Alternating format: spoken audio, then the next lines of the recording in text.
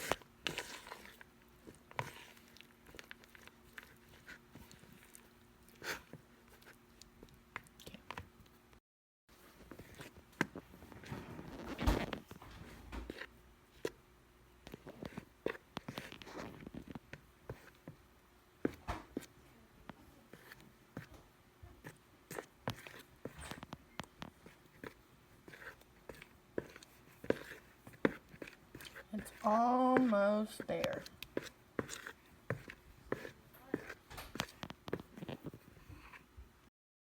Okay, now that we have it mixed and melted, it's nice and smooth, and it is cooled some. So you don't want it too hot. This is what it looks like.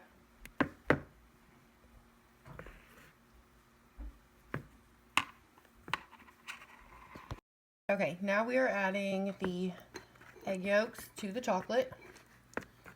You just want to add 1 at a time, kind of mix it in there. If you get a little bit more than 1 at a time, it's okay.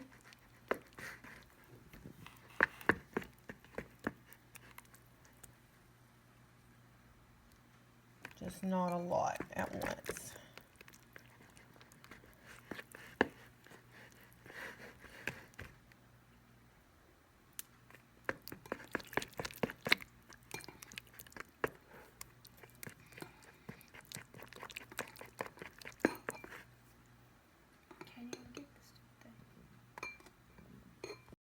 Okay, this is what the egg yolks look like, all mixed in with the chocolate. Next, we're going to take our bowl of egg whites and we're going to beat them.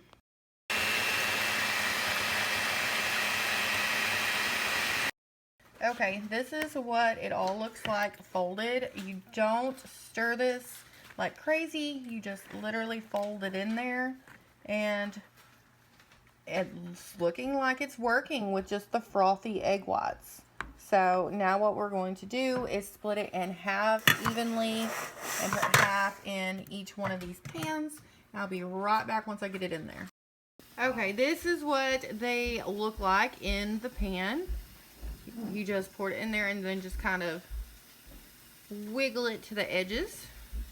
And it is an awful thick cake batter, but hold on.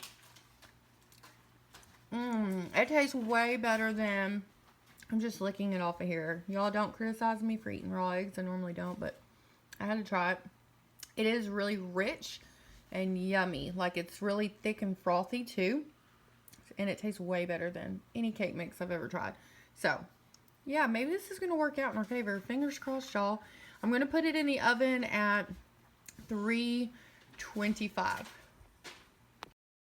Okay, so this is what the cake looks like out of the oven and it cooled. Look how beautiful that looks. We had an oopsie and one of them fell as I was putting it in the oven. So instead of a double layer cake, we're just going to have a one layer. Okay, and then what you do to get it out of the pan is just make sure it's not attached to the sides, which it shouldn't be because it was well greased, obviously, since that's why I dropped the other one. I had so much grease on it.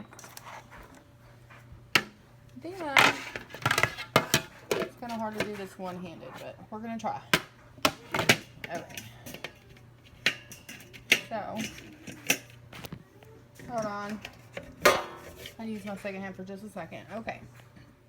So, this is the parchment paper on top.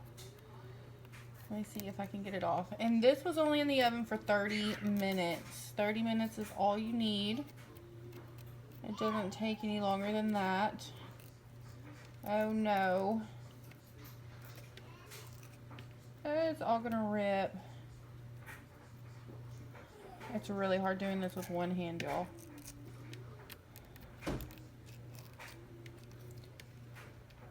I don't think I'm going to be able to do it with one hand. I'll be right back after I pull this parchment paper off. Okay, I had to have two hands, but I got all the parchment paper off. And this is what it looks like. It's not completely even, but it's perfectly fine. It still has the consistency of a regular cake, but it's just going to taste even better than one. And what I'm going to do, instead of using icing, because it is a really rich cake, is I'm just going to kind of sprinkle the top with some powdered sugar.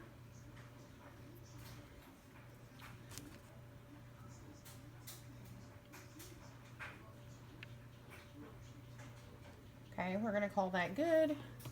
And then we had funnel cakes. I made some homemade funnel cakes the other day and topped it with strawberry pie filling. You can use any kind of topping that you prefer. And I will be right back after I put that on top. Okay, this is the final look of the cake. Just put it in the middle and just kind of jiggle it around, let it go where it wants to. And I don't have a real fancy plate. It's a little Christmas plate, even though this is May. And this is my daughter's 13th birthday cake, which I've made her another one since I had an oopsie on this one. So, I think it's just absolutely gorgeous, and it will taste delicious, I am sure. Chocolate with strawberries, good. But yep.